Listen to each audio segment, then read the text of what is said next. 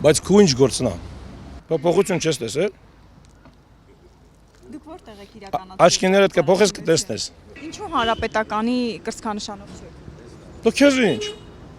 Անմորուկն եմ այսօր դրել, տենց եմ ուզել։ Լրագրողները գրածինով է ուշադրությունն անեն։ Ես ընդհանրապես ուշադրություն չեմ անում։ Դավադի տարիք թողեցի գիսկակայից, մրցակից չունեմ, ասում եմ, պրծածա, մրցակից չկա։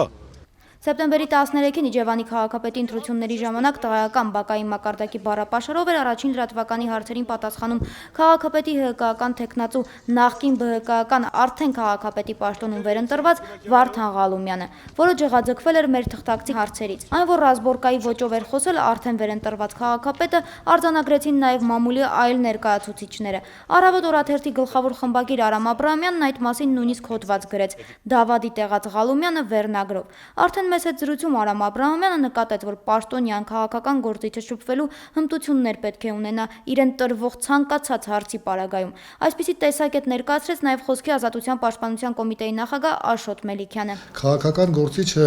եւ պաշտոնատար անձը իրավունք չունի այդպիսի դիրք գրավի եւ մարդկանց ճակատագրի հարցեր լուծի, չգիտեմ, այնտեղ քաղաք ղեկավարի եւ լուրջ հարցերով զբաղվի, եթե ինքը չի կարողանում էլեմենտար մարդկային շփման ժամանակ իրեն պարկեշտ պահել։ Մեր քաղաքական գործիչները դեռ չեն սովորել լրատվամիջոցների հետ շփվելու մշակույթը, նրանց ճնշող մեծամասնությունը եւ այն հարցերը, որոնք տվել են ձեր լրագրողը, միանգամայն կոռեկտ էին եւ էթիկայի սահմաններում էին եւ ցանկացած քաղաքապետ կամ քաղաքապետի թեկնածու պետքա վաղուց արդեն սովորած լիներ այդ հարցերի պատասխանը, որովհետեւ դրանց մեջ ոչ մի արտասովոր, ոչ մի անակնկալի բերող հարց չկար։ Երբեմն լինում է, որ լրագրողները տալիս են ոչ կոռեկտ հարցեր, բայց դա այդ դեպքը չէ։ Նա պետք է սովորած լիներ այդ հարցերի պատասխանը եւ շատ հարթ, շատ քաղաքակիրթ ձևով դրանց պատասխանել, բայց քանի որ նա այդպիսի նպատակ իր առաջ չի դնում հանրության առաջ երևալու որպես նորմալ քաղաքական գործիչ, որպես նորմալ քաղաքապետ, նա պատասխանում է այնպես, ինչպես ընդունված է իր միջավայրում։ Նա վստահ է, որ օգտագործելով իր լծակները, նա վստահ էր, որ օգտագործելով իր լծակները նա հաղթելու է եւ այդպես էլ եղավ։ Դրա համար որևէ կասկած, որևէ խնդիր հայցելու իջևանցիների ձայնը նա չուներ։ Նա գիտեր, որ նա հաղթելու է մեզ շատ հայտնի միջոցներով։ Դրա համար այդ վստահությունը նա ոչ այնքան խելացիորեն ցույց տվեց նաև տեսախցիկի առաջ։ Մեր զրուցակիցների կարծիքով այսպիսի վերաբերմունքը նախ արհամարանք է լրատվամիջոցի, հետո հասարակության նկատմամբ։ Միջազգային պրակտիկայում այսպիսի վարքագիծ դրսևորողը չի մարսում։ Որ եթե մենք միջազգային պրակտիկայից վերցնենք, ապա պետք է ընդունենք, որ այդտեղ էլ է լինում այսպիսի դեպքեր, բայց ի տարբերություն Հայաստանի, այնտեղ դա ունենում է իր հետևանքները։ Եթե լրատվամիջոցի ներկայացուցիչը հանդիպում է այդպիսի վերաբերմունքի, նախ դա